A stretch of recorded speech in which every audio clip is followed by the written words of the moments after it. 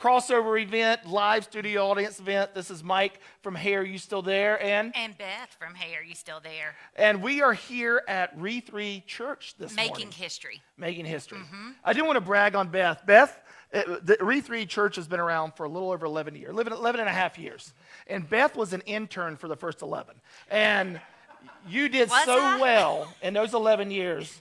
They finally gave you a position at Project Re3. An unpaid position. So I don't know exactly how that is different than an intern, but I'll take it. Well, if you'd have been a better intern, maybe you'd have got paid. I feel more official now with my title, I guess, so it's a step up. But yes, thank you. Thank you for that honor. Does it make you feel better if I say you're still Tim's boss?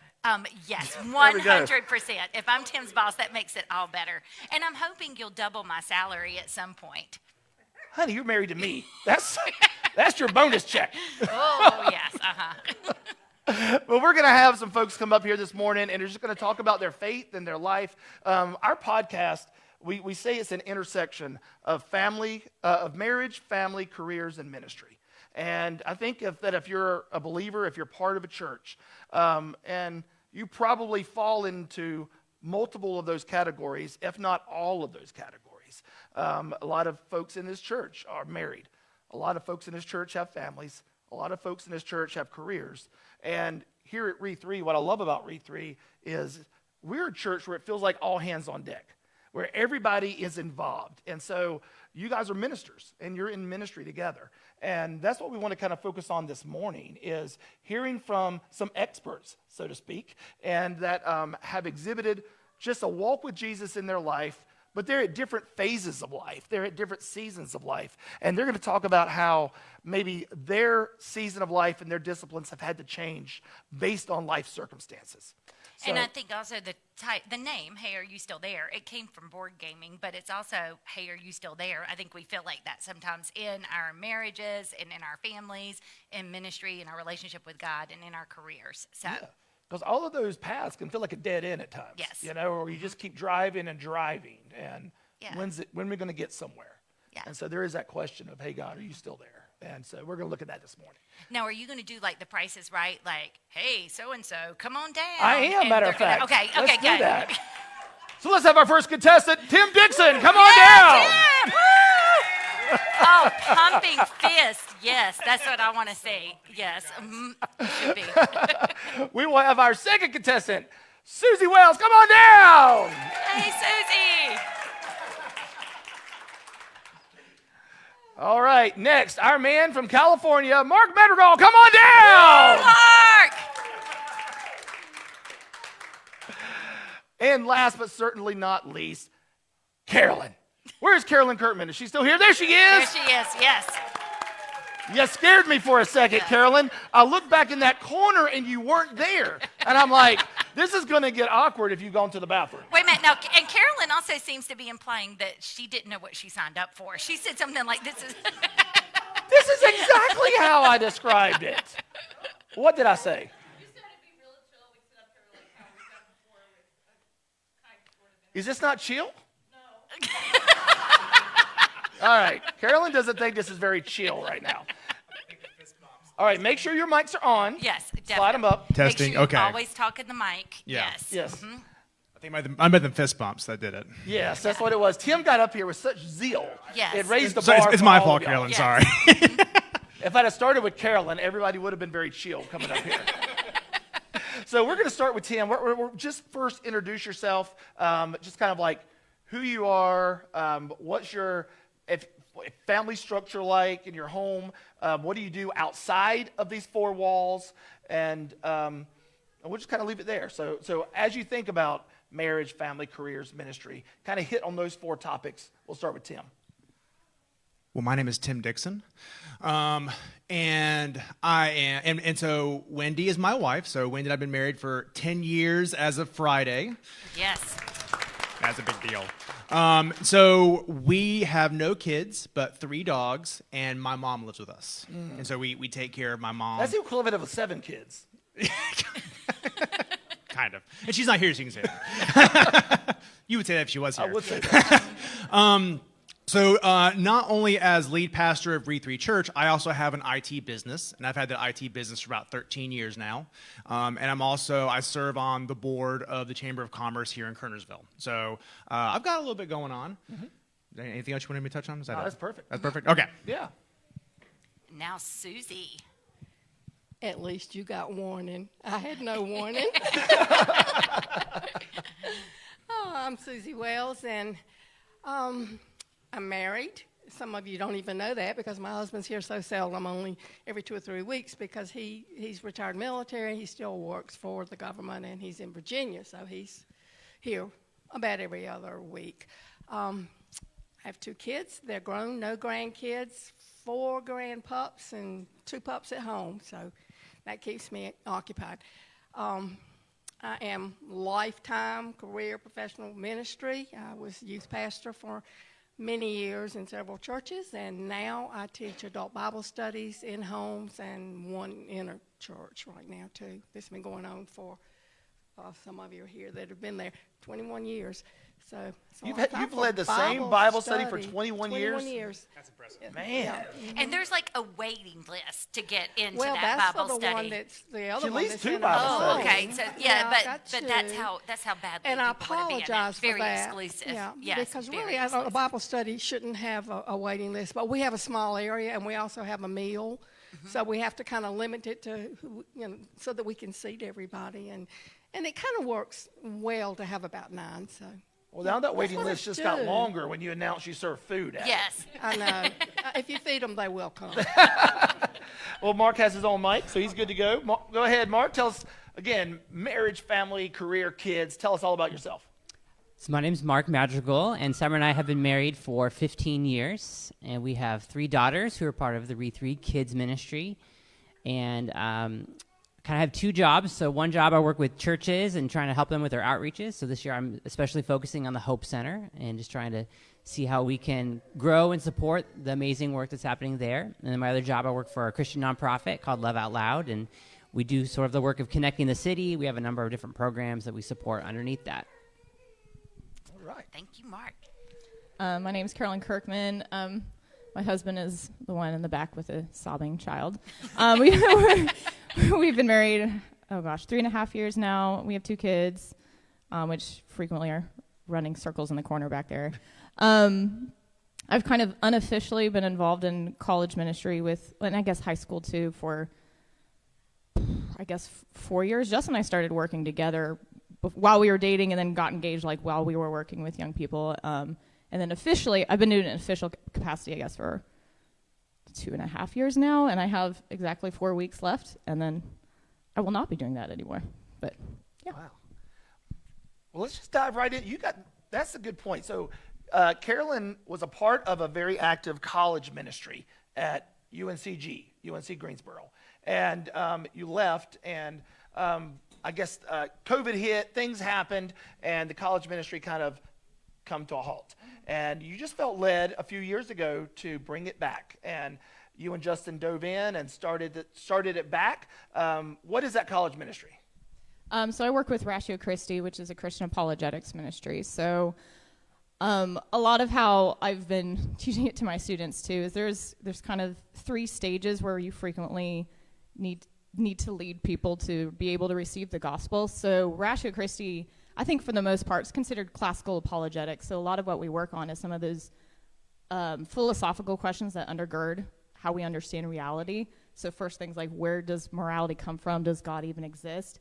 And answering some of those questions, which what I've learned even 4 years ago when we started doing this is a lot of young people don't even know how to ask good questions. So I feel like whenever I am working with young people, the first semester or full year is just learning, starting to train their brains on even how to ask deep questions.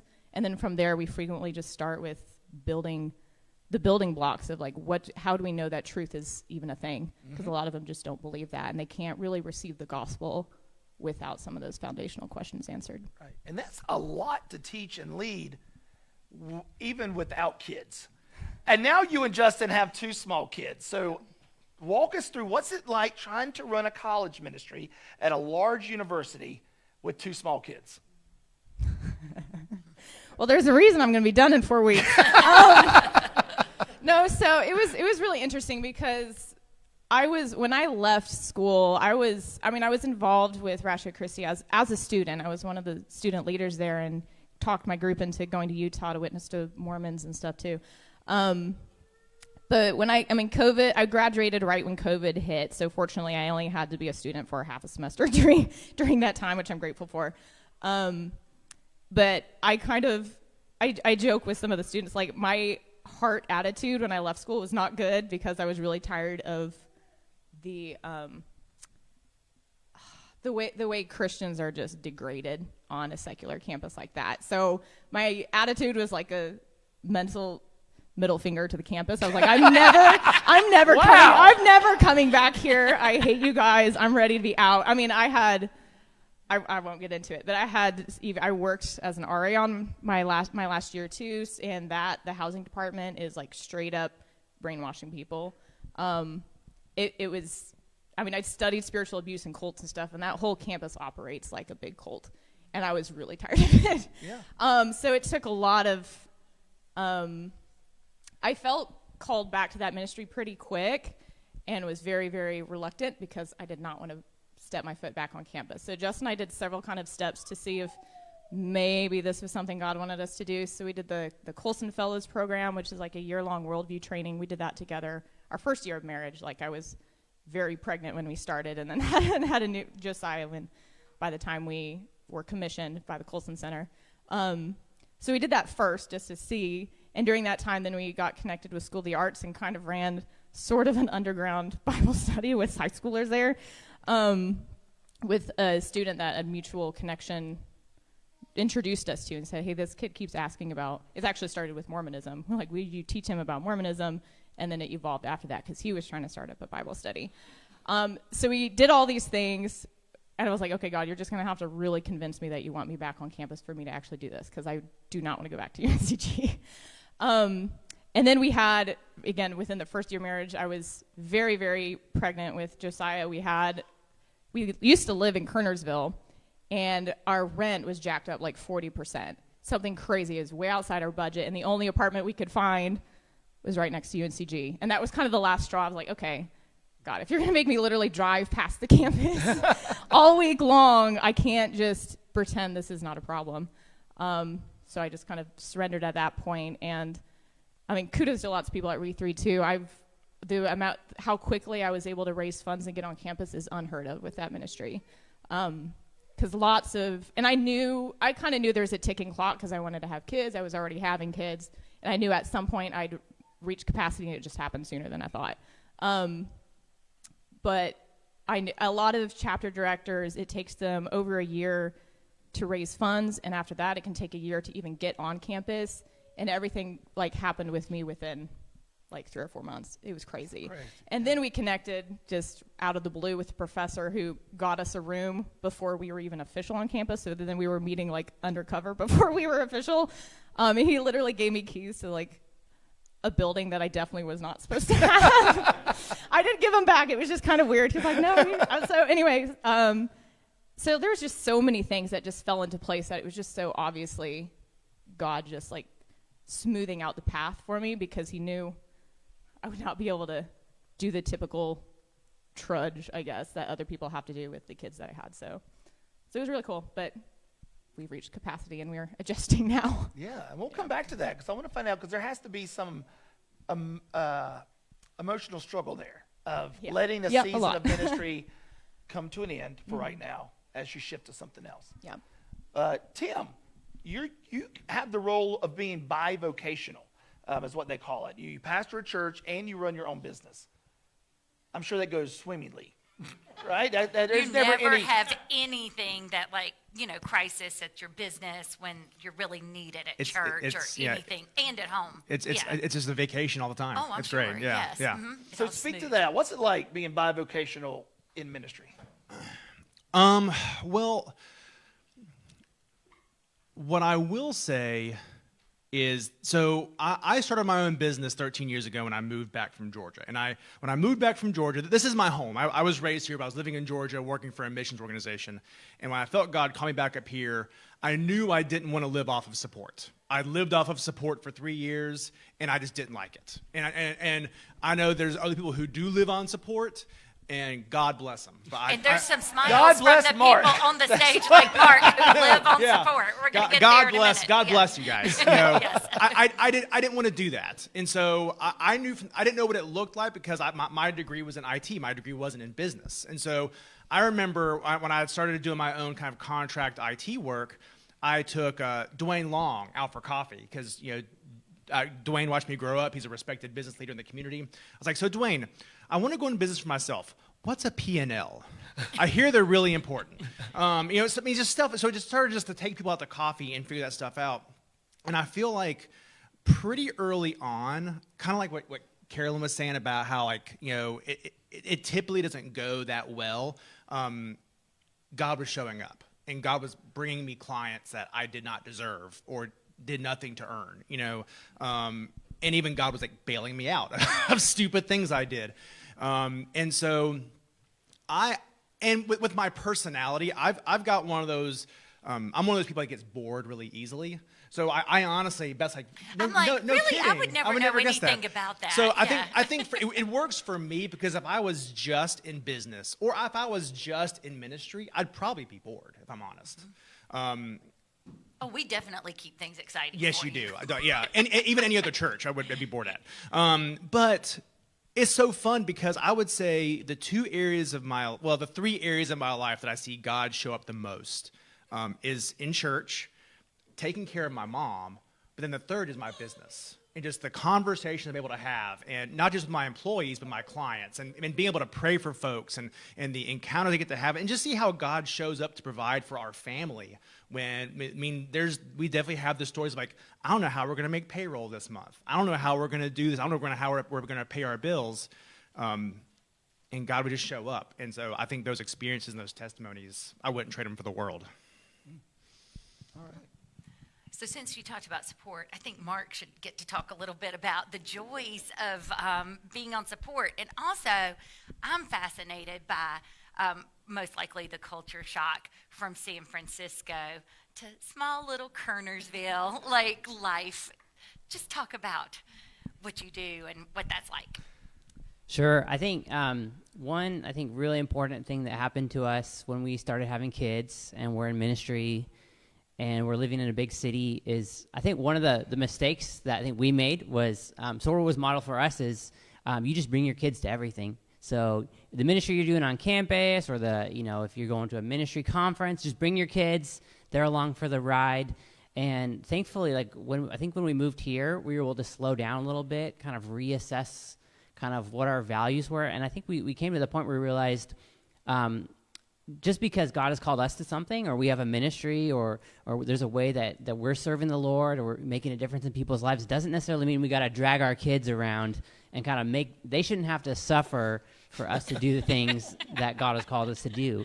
So thankfully, Summer and I have gotten to the point now where we're much more in communication with the kids, saying, hey, if you want to come to this, you're welcome to come. But if you just want to stay home or go with your grandma, giving them the freedom to pick the opportunities where they want to serve too. And so I hopefully they would feel like we give them those options more and more. Whereas I think when they were very little, we're just like, okay, we're going to bring the baby and they're getting the baby, they're going to run around in the back while we do the important ministry things. So really seeing our family as one of our primary ministries that, it's a precious time that we have with them that we're not going to get back. So I think those are some values that have shifted for us over the years. And then I'm just really fortunate that I married somebody more spiritual than me. And So is Beth. Yes, definitely. She's very fortunate. so, Oh, no, I was thinking the opposite. that I'm you're more very spiritual fortunate than you. because you but married yeah. somebody as spiritual as me. Oh, So Summer just has these great ideas, and every once in a while, my heart will be open enough to listen to them. So this year, she came up with the idea of what if we did a family Bible study every week. That's been really beautiful, but also just scheduling has been super tough. So I would not say we're there yet, but that's one of our goals as a family is to have a family Bible study once a week. Right now, it's more like once a month, but we're going to get back on track. I think that's something that we all enjoy doing, and we just need to get it in our calendars and make sure that that's something that we can do, that we can kind of reflect together and pray together as a family. So this is more aspirational than something we've accomplished, but that's something that's been really fun as our kids have gotten older and older, and they have just amazing things to say if we'll stop and ask them. And the other thing that Summer has brought into our marriage is a couple months ago at the beginning of the year, she said, hey, I really would like us to pray together every night.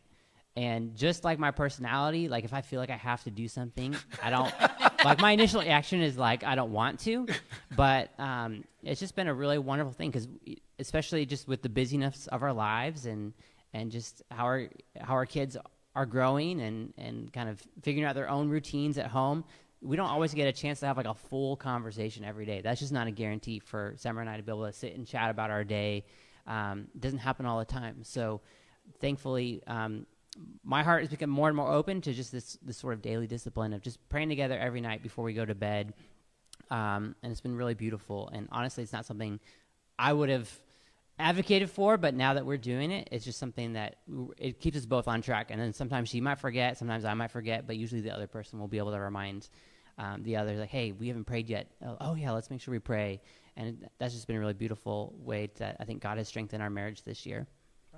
I think it's interesting, though, too, as having our own kids, but in ministry, people don't think about that challenge of, like, if your kids are, like, preacher's kids or, like, you know, you're in ministry full time, like, how do you still give them choices yet build in, I guess, some of the structure and hopefully the dedication where they'll want to serve or want to be at church? So that's really cool that you're thinking about it so early.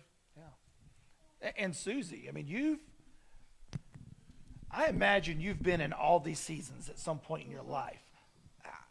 Hearing this, does any of this resonate with you? Like, what are you hearing from these folks that are just a little bit younger than you? Only a little. Little bit. Mm-hmm. I mean, does it bring back memories and challenges that you've had in ministry? Because you have been doing ministry for so long. And I always tell people, you have forgotten more of the Bible than I'll ever know. So, I mean, you've been in it, you know it. What are you feeling hearing these stories? Well, I really love to hear from each one of you, because, yes, it resonated with me, each one of you, at different stages of my life. One of the things that really has stood out from what has been said today is the way that God works, even when we're not planning on it and we don't think that this is going to be the way that our life is going to go. I was in ministry for, since I was a teenager, and I was a youth minister at a church in Fayetteville, and everything was fine, and I was happy, and back then, in the dark ages, youth ministry was a really big, important part of teenagers' lives, because they didn't really have a lot of other things to do. So they came, and the church was not really big, but I had two teenagers who had lots of friends who were not churched. So our youth group was about 50, which is unheard of today, especially, in a small church. But also let me finish that story.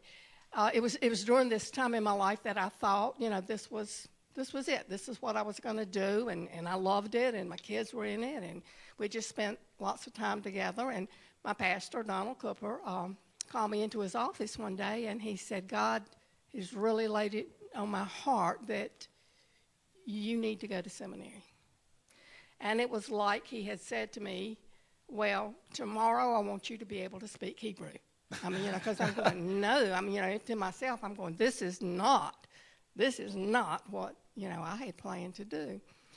So I began to pray about it, and at that particular time in my life, I wasn't, of course, walking with the Lord as close as I am today, because a lot of that comes from maturity and age and experience and lots of other things that we all go through. But as it turned out, to make a very long story short, this was in August.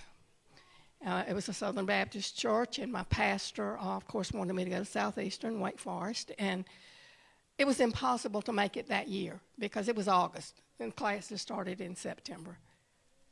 God just worked. I mean, it was just like bam, bam, bam. The doors opened, everything happened, and by the second week in September, I was enrolled in Southeastern, living in the dorm full-time, going to school. Wow.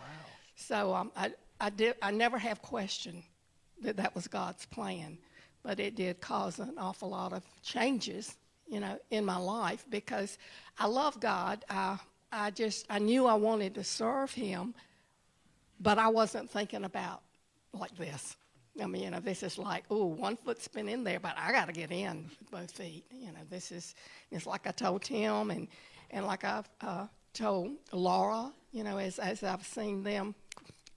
Tim was in my youth group at another church, which really gives my age away. But, So you're taking more of the blame for Tim than I can take. No, I'm very proud of Tim. And several others. So in our church. you're more proud of Tim than I am. I'm sure I'm more proud of Tim than you are. But which brings up, they were the best years of my life. I loved studying. I loved being at seminary. I loved being around a lot of other people I didn't really have to worry about the world much. This was like, an oasis in the desert. I loved it. So this comes to another point that I have resonated with you with children. In ministry, all of my life, from the time my children were babies, because their grandfather and grandmother, they were at North Carolina Baptist Assembly, Caswell, for many, many, many years. They ran that. And so, of course, Jesus and Bible study and all of these things have always been a part of their lives. But as their father and I became more involved in ministry, they went to everything. They went to everything, adult stuff, children's stuff, everything. And somehow or another, through all of the years, we made it fun. I mean, it was just a fun thing, and I never had to make them go. Mm-hmm. They loved to go. And it was always my wish that I know how hard it is for PKs and kids that grow up in families that are in ministry. I know how easy it is sometimes for them to turn away because it has been it's been difficult. That other kids were doing things that they were not allowed to do, and that they were always having to go to a retreat or something, that maybe they didn't particularly want to do. So my wish and my prayer has been over the years that they would never lose their vitality and their excitement and their desire to serve the Lord. So that has been truly my greatest blessing in my life, is that neither one of them have. They both have just managed to be able to do it. Maybe it was because their parents were so crazy. I mean, and we really did make things fun. I mean, I remember Kim made a not so good grade in high school one time, and I told her, I said, if you will pull that grade up, then I will stand on my head in a dress on the hood of my car. So she had to really think about that. Do I want to make a good grade or do I not? But our life has just always been filled with fun things, and I just challenge you to make it fun.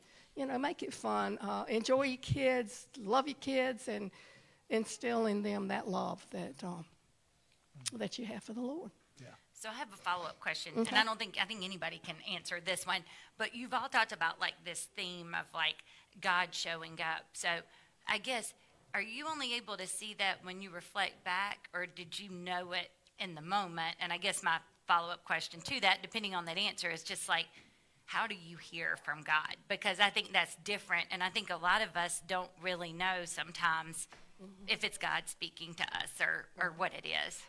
For myself, I mostly am encouraged and confirmed by looking back. Mm-hmm. Sometimes I see it immediately, not often, because I'm a type A person and I'm hard-headed, and, a lot of times it's looking back. But, again, as you get older and as you experience God in your life and as you experience answered prayer, it becomes more immediate. It's my turn to answer? Okay. Sure.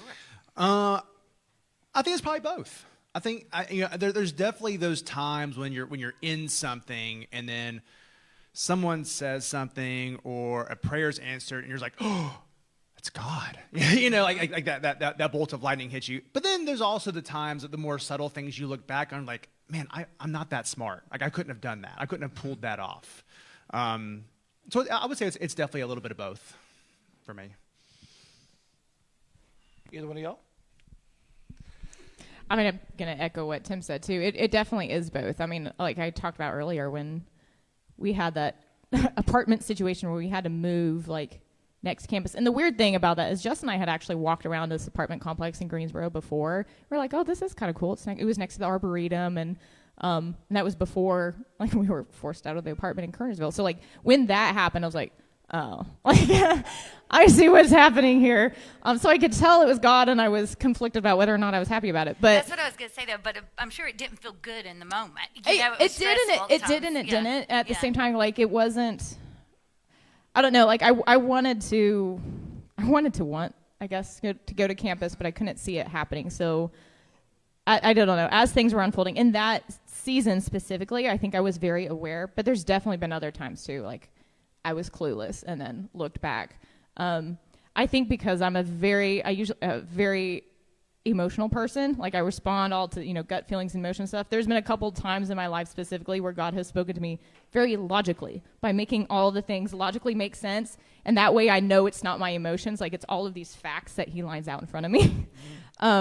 One of that is actually when Justin and I were dating. Like logically, I knew he was the one before like emotionally I did. And I think that was a way that God just made me feel very secure in that relationship too, of like logically this makes sense in all the ways. And that was actually really, really fun to feel that way because I didn't feel like, you're out of control with your emotions. And the way campus ministry lined up was also very logical. And I kind of saw a similar pattern with that. But yeah, I can't think of off the top of my head because those are the kind of the two most recent things in my head where I knew it was God. But certainly in other times in my life, you don't know until you look over your shoulder and realize. Hey, Mark, I think you can speak to this because you and Simmer were college ministers in California. Mm-hmm. You left, came to North Carolina, thought you were going to continue to be college ministers, and then had a drastic change in your ministry. So there had to have been a God moment in there where you were like, oh, this is what God wants. I mean, was it in the moment you knew, or was it now a year or two removed from it, you can look back and say, oh, I can see how God was lining all this up? Yeah, I think for us, when we first got married, we moved to a big city, and then for 8 years, we had planted and ran a ministry there to college students. And I remember distinctly there was one day where we were driving to IKEA, and we had lots of highs, but also a lot of lows in that ministry. It was really tough. We were just under a lot of pressure a lot of the time, and especially once we had kids, it was getting harder and harder and less fun and less fun. And we were driving in the car, and Summer just kind of turned to me and said, I think I'm done here. I think that I don't think we need to stay here any longer. And that was really hard for me because we had all these plans and dreams, and we had really spent 8 years trying to prove ourselves, trying to show we were not quitters, that we were going to make this work. And so in that moment, I just really surrendered. I felt like, okay, if this isn't working for her, then there's no reason for us to stay here any longer. And at that time, I think it was really scary because we hadn't really walked away from anything like that before.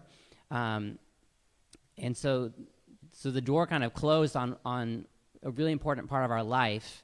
And then so we kind of had hope that, okay, the next things, this is going to be the door ended up closing on that next thing, and the door ended up closing on the thing after that. And so, but what that's done, I think, for us has shown us that we're now less afraid when God closes a door, because we've seen how he will open a new door. And that has just made me a lot more confident that regardless of how things change, of how, a certain role or certain dream or certain job that I'm in, that can change, but God is still going to be faithful, and he's still going to bring us on to the next thing. So I think in coming here, it really just there was probably about 2 years where I was able to really slow things down and actually just get back into Scripture and decide, okay, so I've been kind of modeled this form of ministry for my whole life, and I've always aspired to be like, the preacher, teacher type, and to, grow a ministry and get people to come, but that's not really my personality, or that's not really the things I'm actually good at. And so, and some of the things I discovered was, things like the Hope Center, that's actually what makes my heart come alive. It's not necessarily trying to get people to come to church, or even as much as I love studying the Bible, it's not even studying the Bible or teaching the Bible. It's how do we live out our faith in the real world? how do I make it so the people in my neighborhood can see the love of God in my life and have a chance to respond to that? And I've been really excited this year because there's been 3 times where I kind of was in the middle of my busy schedule, and God kind of just dropped somebody into my life. One of them, actually, Tim kind of sent me on the phone. And so and the other 2 people I met in a parking lot, and both of them I was like, I don't really have time to help this person but I just really felt God say, hey, I actually want you to invest a little bit in this person, get to know them, walk with them in their journey this week. I ended up giving 2 of them rides around town. I brought them all to the Hope Center. And just having the ability to say, how can I be like Jesus? I've got my schedule, I've got my responsibilities, I got my things I have to do, but I also want to make sure that there's always room in my life where if God calls me to love one person, that I'm willing to do that I'm willing to take a risk on somebody and show the same love that Jesus showed me and extend that to another person, regardless of if they've made good or bad decisions in their life. A lot of us haven't made good decisions all the time, and sometimes there's consequences of that, but how do we show love and grace and God's compassion? And so that's why I love being part of Project Re3 and other places around town that are committed to that, to walk in with people. And so that's just a super important part of my faith now, of not just the teaching and preaching, but also how do we live this out together? How do we encourage Christians to live on mission all the time, to be ready to love their neighbors at a moment's notice? Because as good as it is to memorize Scripture and to study it, at some point God's going to ask us, okay, are you willing to act? Are you willing to step out in faith with somebody that you don't know how they're going to respond? You don't know if they're going to make it, if they're going to turn their life around, but you can be the presence of Jesus to them. Well, you brought up something now and also previously when you talked about Simmer having some challenges to you and be like, all right, we want to do a devotional every week with our kids, or we want to pray every night, that types of things. I'd love to hear, and we can just start with Tim and work our way down. What does just your day look like when you think about what Christians would call daily disciplines? Prayer, maybe devotions, Bible study, worship, all the things that kind of make up the strengthening of our faith. You're all very busy. You all lead very different lives. It can't all be the same. It can't be copy paste. So we'll start with Tim. What does your daily disciplines look like most days? So I think for me, it changes on kind of what I have going on. So if you'd asked me this question last year, it was very much I wake up at 5 in the morning, either go to the gym or martial arts, get home, fix breakfast, and then I have my time with the Lord. Now, I am not a morning person right now. Early mornings have not been working for me. And Still getting caught up to that daylight savings. Exactly. It threw me off. That's best excuse. Yeah. Yeah. And so I think what it is, it's still in the morning. What I've been trying to do is going back to, I think one of the staples that stayed with me is because my mind is very busy, and I honestly have a hard time sitting down and praying or doing something like that for a long period of time. Something that has always stayed a part of my discipline is I will sit in silence. So I'll normally open by saying the Lord's Prayer, and then I will sit and I'll try to sit in silence for just a couple minutes, and as almost like this training for my brain to hey, I love how busy you are, but calm down. And then I'll read through a chapter of Scripture, and I'll pray. And then during the week, because I am so busy, honestly, that may only take 30, 40 minutes. Usually on Saturday, which is Wednesday night Sabbath, and that's another thing. We really do try to take the Sabbath seriously, because between church and work, having that day where we have minimal commitments, honestly minimal plans, has become so important to our souls. We really need that. We've really gotten to the point where we hate, when someone's how's everything going? I'm busy. I actually hate saying that, because it's become so stifling to our soul. And so we really have gotten to the point we look forward to our Sabbath. We look forward to that Saturday where we can hang out together, don't have a ton of things going on. And so typically Saturday is when I have more of a prolonged time where I'll read a book, or I'll spend some time journaling, or I'll listen to a podcast. Like, I have the space on Saturday to really spend some more prolonged time, whether it's writing, reading, stuff like that. Susie? Well, my time is not necessarily what I would love for it to be. And it does change. It has changed over the years, and it changes day to day now. And like Tim said, it depends on what's going on that day. If I have a Bible study that morning, then that time is spent, in making sure that I'm ready for that. And I always tell over the years, and even now, anybody that's in a Bible study group that I'm in, pick up the same time, the same place every day. Do your Bible study and make it priority. I'm afraid right now I'm not doing that. Sometimes if I'm studying, I love to chase rabbits. I'll read something in the Bible or something that I'm studying, and then I find out that I've spent an hour, studying that and praying about that and looking at that and dissecting it and, figuring it out. Whereas other times during the day, I don't spend a particular time, a lot of time in prayer or in talking to the Lord. And this is most of the time for me right now, is constant all day long. I'm by myself a lot, and I am constantly, consciously, and subconsciously in a conversation with God. I love nature. I love animals. That's always been my thing, to be outside, which the pollen's not helping right now. But so I just often I'll find something and I'll just talk to God about it, because it's so wonderful that I've seen this thing that might be not noticed if you don't look up and look out and look down at what's going on in your world. So yes, it changes, and I would not suggest that for everybody. It depends on what's going on in your life. It depends on what you're doing with God in your life, whether or not you need to be totally disciplined to doing this each day at a certain time in a certain place, or whether or not you have developed a relationship to where you can just constantly be in a talking conversation, with God. I guess that's pretty much what I do now. Yeah. Mark? What's your daily disciplines look like outside of ministry, like just to keep you where you need to be grounded? I think over the years, there's definitely certain scriptures that I've read that I feel like the Lord's really helped write them on my heart that kind of help guide a lot of my decision-making and actions. So I just have different things that kind of run around in my brain all the time, like of scriptures that just feel like some of those life verses that I try to live out.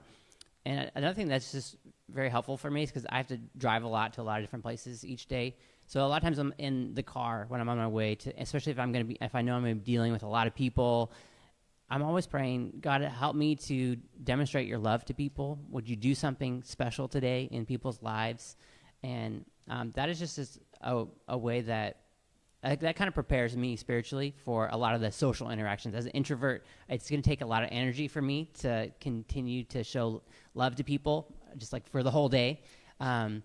And then sometimes I literally kind of run out of that love and compassion. There was so we want to run into you earlier in the day. Yeah. We don't want to run into Mark at 7 at night. A full vessel. Yeah, exactly. Yeah, there was a little incident. Oh, all right. Probably about 2 weeks ago, I had just a super busy day, just a lot of kind of stressful things going on. I was just kind of holding it together, and I got home, and I had like a Zoom meeting in like 10 minutes after I got home. And there was a guy walking around the neighborhood trying to sell stuff. I don't know what he was trying to sell, but I kind of, as I was kind of unloading my car, I said, "Hey, I don't have time for this. I got a meeting in 10 minutes." And then I was getting ready for the meeting inside, and I hear a knock on the door. I kind of assumed I was probably the neighbor's kids because they like to come over and see if our kids are home. So I answered the door, and it's the guy.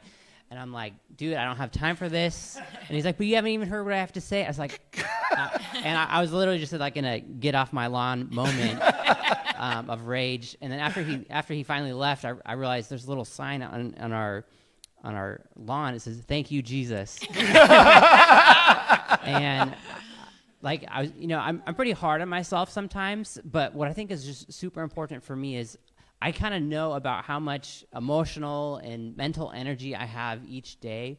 And so it's just super important that I don't always, I'm not good at this yet, but I know what I need to do. And I need to have enough space in my day that I'm not running around crazy so that I continue to show God's love to people and to have enough left at the end of the day. And there's sometimes, if it's just so crazy of a day, I get home and I just need to go be alone. I'm not going to be available for other people because I literally just need to recharge my internal battery. And so just being aware of yourself and what you need in order to stay in your lane and to keep following Jesus how you're supposed to. For me, it's a matter of I got to prepare for it. It's not going to happen by accident.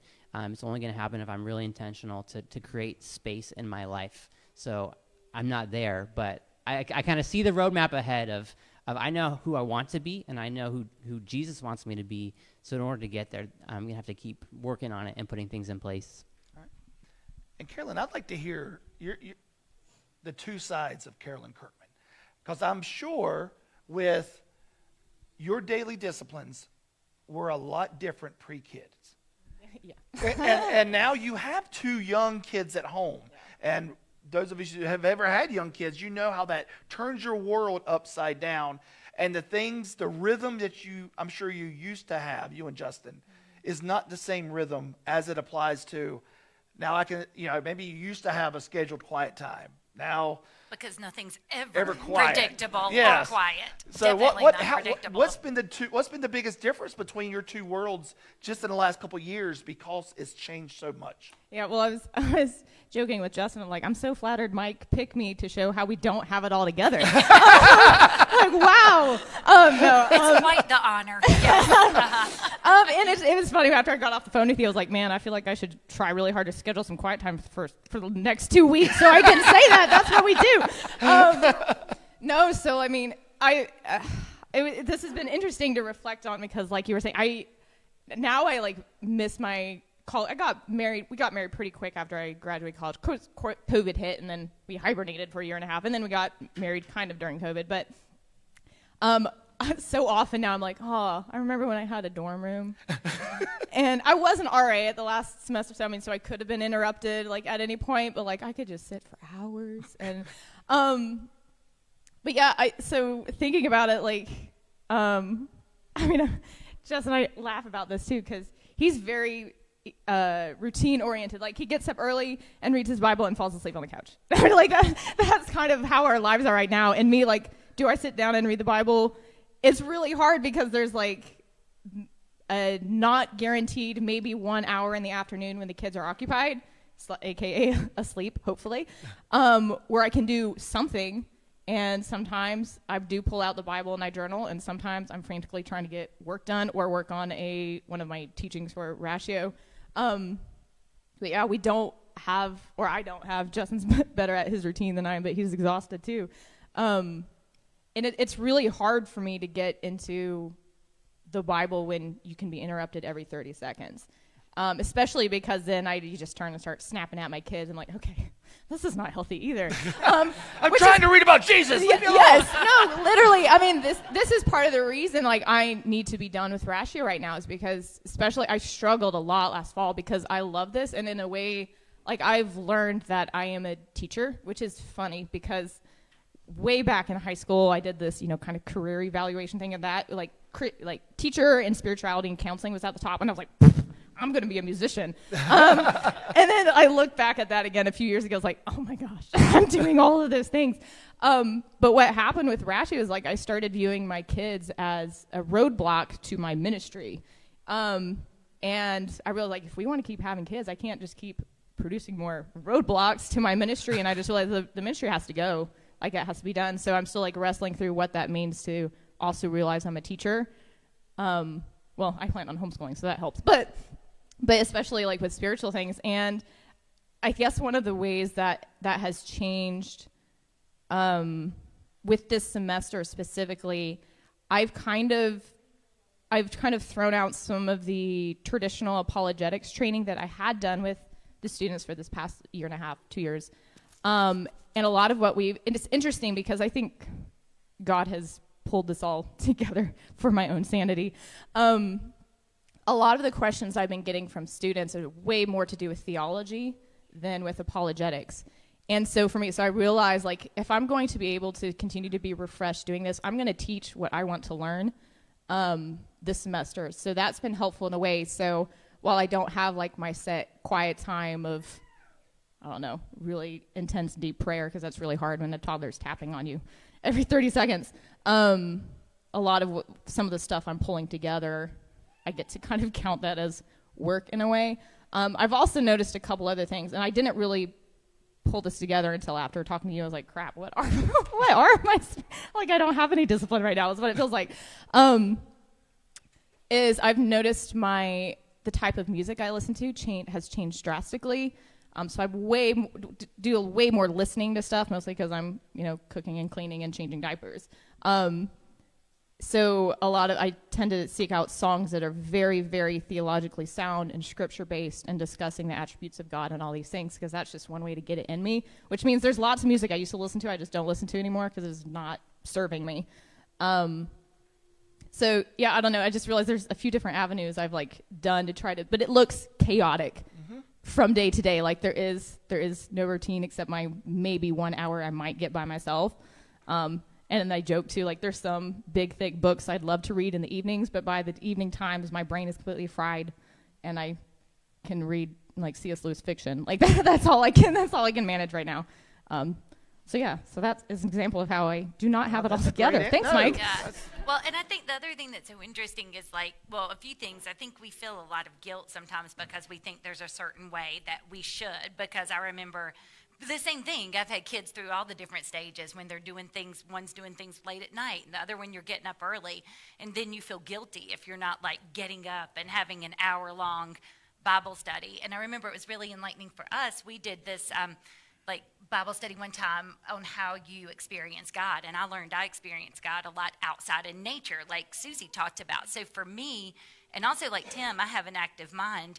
I don't sit still. That doesn't work. But if I go for a walk outside, it's something about the rhythm of my feet moving. That's when my mind can quiet down. And that does not look like, I think, what a lot of people would think is, dedicated time to God. But it is for me. Yeah, and one thing I learned recently, too, is the way, so for example, the way a lot of scripture is written is to be learned auditory, through listening to. So even the way Paul's letters were written, for example, I cannot stand the chapter and verse breaks in there. It drives me crazy.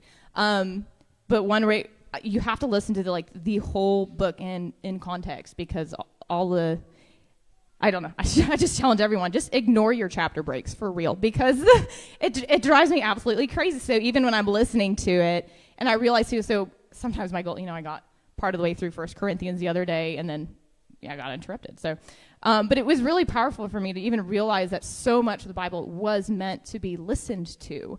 So that's been helpful for me too, to recognize I can listen to this, and that's how it was written, was to be read aloud in front of the church all the way through. And I love dissecting it too. I like looking up the Greek words and stuff too, but that's just not what I can do right now. So at another time when things settled, maybe I'll learn some Hebrew and Greek, but that's just not for right now. Anything else you want to ask right now? Do you have anything else?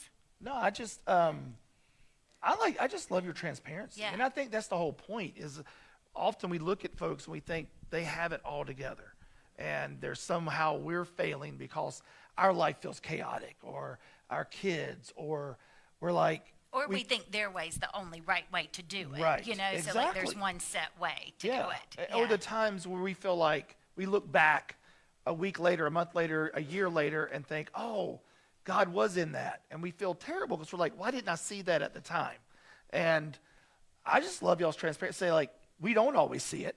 We don't have it all together.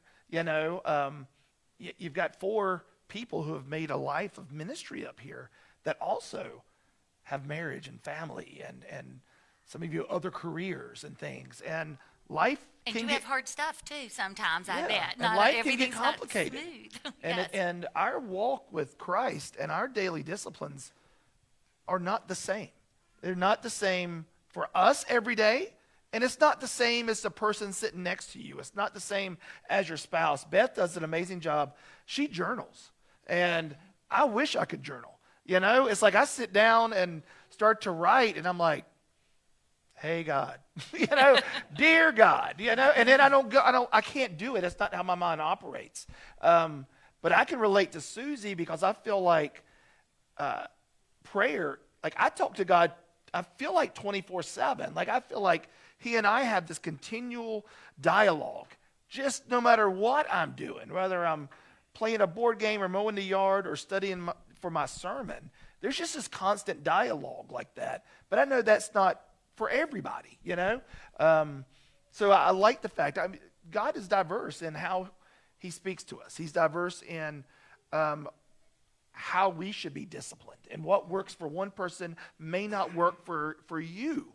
And that's okay. The point is, as hopefully we're hearing, life can get messy, life can get busy. The one thing that I think all four of y'all touched on was you've got to be intentional. And you have to be self-aware, it sounds like, too, because like when Mark talked about like his being empty versus full, you talked about commitment to the Sabbath, all of you talked about these different things. I think that takes a certain level of introspection to like say, okay, why isn't this working? And sometimes it's not working because you're trying to be somebody else or be somebody, you know, God created you to be you, and you're all operating best when you're using those talents God gave you. Yeah. And what works for you now may not work for you a year from now. It just may not. It may be because your life has changed, or it may just be because for whatever reason you've matured and that just doesn't click anymore. And maybe there is something else that you need to do to kind of reignite that spark and get going. And that's okay. It's you know, Tim works out a lot more than I do, which is 100% to 0. But if you just went in and did the exact same, let's say machine or weight or program, day in and day out, every day and never changed, there would be other parts of your body, I'm sure, that, am I right? I mean, that would lag. Yeah, I mean, so I would say what I do fitness-wise is very similar to my disciplines with God, because those change throughout the year and stuff like that also. It's like I'll get bored, or it's not doing what it did to, and I have to change it up. So it's pretty similar, It's not actually. challenging you anymore sometimes It's too because easy. it's routine. It's too Yes. easy. I know, exactly. I feel You get me, Beth. I get Yes, it. I do. But that's okay. That's okay. And so we just got a couple minutes. I just wanted to kind of, does anybody have a question for these folks? Like something that maybe they touched on that you were like, man, I'd like to hear a little bit more about that, or just a question you have about how you feel, you know, when it comes to like your walk with Christ or your daily disciplines or devotions. Everybody good? All right. So if she There- hears the Bible audibly, does that count? I thought that, listen, I knew that was going to come, Sam, because I know. And Carolyn, if you've not listened to our podcast, you won't. He is raising a great debate around whether audiobooks and listening counts as reading, which I strongly believe that it does, because some of us absorb information in different ways. And I think that you've proven it does. Depend, though. I mean, I have to say, like, the way you process information while reading is very different. I think it can be a very settling thing. So, like, when I Where's my mic I can drop? I was Because like, that's no, that's no. exactly that was my point. Come out. No. I used to she be- said it depends. It And so- depends. yes. Well, here's the thing. I mean, like, I am like, Jess and I are avid readers. Like, we sit and read like, I have a gigantic, like, systematic theology book, which I crack open, like, once every 2 weeks. Is how I'm pacing through that. But I don't know. I'm a huge, I mean, I like to read. I like to read, too. But I think it depends. Like, some of the, like, a lot of the stuff in the Bible was meant to be, like, auditory, too. And I would, if it was up to me, I would prefer to read it. But I'm learning a different way of processing it. Like, I don't know how many times I've read 1 Corinthians. I discovered things in there I had not, like, I was like, I swear I have not read this before, that I caught listening to it. Look at that. So She it's learned both, but I something am a different huge. from listening. Normally, I would side with Mike on this though, because I am like, I love my books. I love how they smell. We can cut the podcast off at the part before she said normally I would side with Mike. We can stop it right before that. But I think Carolyn's right. We've got to put Jesus in our atmosphere. Whether it's listening to scriptures, listening to worship music, listening to a devotional, having conversations with people about Jesus, like we've got to invite him and make him part of our daily atmosphere. And how you do that is up to you. But we can't ignore him all day long and then expect him to show up and solve all our problems. I mean, your marriage doesn't work that way. Right? You don't have a healthy marriage if you never talk to your spouse, and then all of a sudden at the end of the day, you're like, oh, by the way, I need you to come fix this for me. You know, that marriage is not going to be healthy. It's not going to last very long. You've got to have those times of being devoted to one another, of talking, of filling each other's just atmospheres with just being there, you know, just being. And so I hope, if nothing else, y'all get that out of today, is that, you know, our daily disciplines, our walk with faith, our walk in faith with Jesus, it looks different for everybody. And it will look different from day to day sometimes for you. It may look different in different seasons of your life because our lives change. And from single to married to kids to jobs to whatever, nothing is consistent in our life except for Jesus. But how we approach Jesus and how we kind of connect can be different, and that's okay. And I think that's just important for us to remember. So, Thank you all for being willing Yes. to share how you don't have it all together.